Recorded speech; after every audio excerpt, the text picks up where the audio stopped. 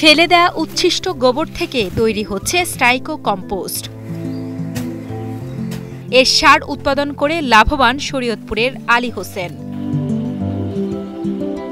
মাসে গড়ে 15 থেকে 20 টন সার উৎপাদন হয় বলে জানান তিনি। এটা বিক্রি করে আলহামদুলিল্লাহ এখন আমি ভালো আছি। আমার এখানে 10টা চেম্বার আছে। সব চেম্বার থেকে প্রতি 2 মাস পর 12 থেকে 15 টন মাল আসে। এখান থেকে আমি ভালো একটা অ্যামাউন্ট আসে আমার। সার তৈরিতে আলী ব্যবহার করেন তার গরুর খামারের গোবর, মুরগির বিষ্ঠা, সবজির উচ্ছিষ্ট, কচুরিপানা, কাঠের গুঁড়া, ভুট্টার ব্রান, চিঠাগুড়, ছাই, নিমপাতা ও ট্রাইকোডার্মা ছত্রাকের অণুবীজ।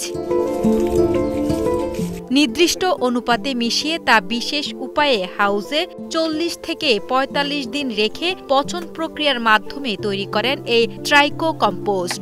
রাসায়নিক সার থেকে এই সারটা খুবই উপকারী। আমরা এই সারটা ব্যবহার করি এবং কি এটার মাটির গুণাগুণ ধরে রাখতে পারে, কোনো ক্ষতিকর কোনো নাই। মাটিতে যেই ক্ষতিকর পোকা থাকে সেই পোকাগুলোও নিষ্কাশ করে দেয় এবং কি আমরা এখান থেকে সার কিনে নিই, আমাদের জমিতে ব্যবহার করি। এর আগে নিজ বাড়িতে কয়েকটি গরু লালন পালন করতেন শরীয়তপুর জেলার জাজিরা উপজেলার চরখামার এলাকার বাসিন্দা আলী হোসেন। সেসব গরুর থেকে পাওয়া গোবর ফেলে দিতেন তিনি।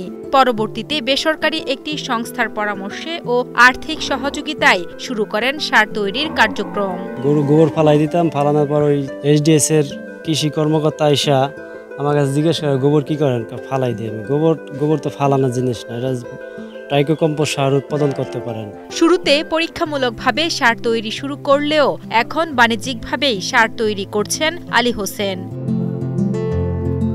দিন যত যাচ্ছে ততই বাড়ছে তার কারখানায় তৈরি সারের চাহিদা।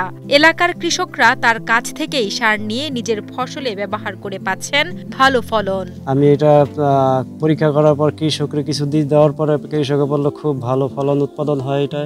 এই সারটা খুব কার্যকর। এখন এই সারটা এলাকায় খুব চাহিদাজনকভাবে আমার কাছ থেকে সংগ্রহ করে নিতেছে মানুষ।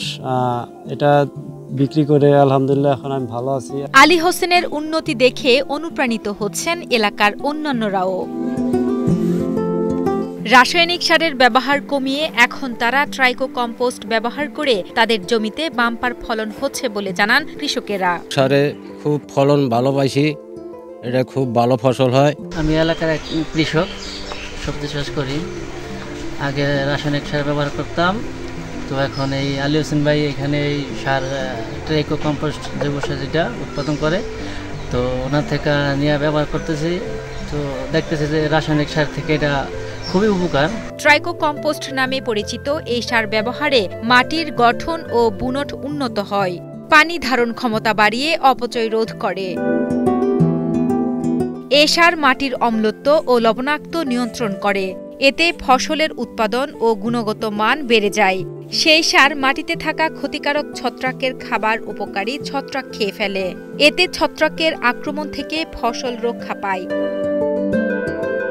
তাই ট্রাইকো কম্পোস্ট থেকে উৎপাদিত সার ও লিচেট ব্যবহার করে কৃষকেরা লাভবান হচ্ছেন বলে জানান এসডিএস এর কৃষি কর্মকর্তা মোস্তফা কামাল। কৃষকদের আমরা সবসময় এই উপদেশটা দিয়ে থাকি যে আপনারা বেশি করে জৈব সার ব্যবহার করবেন। তার মধ্যে এই ট্রাইকো কম্পোস্ট সারটা খুবই একটা গুরুত্বপূর্ণ। এই সার ব্যবহার করলে গাছ রোগ জীবাণু হাত থেকে রক্ষা পায় এবং মাটির উর্বরতা শক্তি বৃদ্ধি পায় এবং মাটির পানি ধারণ ক্ষমতা বৃদ্ধি পায়। বিষমুক্ত সবজি চাষে ট্রাইকো কম্পোস্ট সারের বিকল্প নেই বলেও জানান তিনি।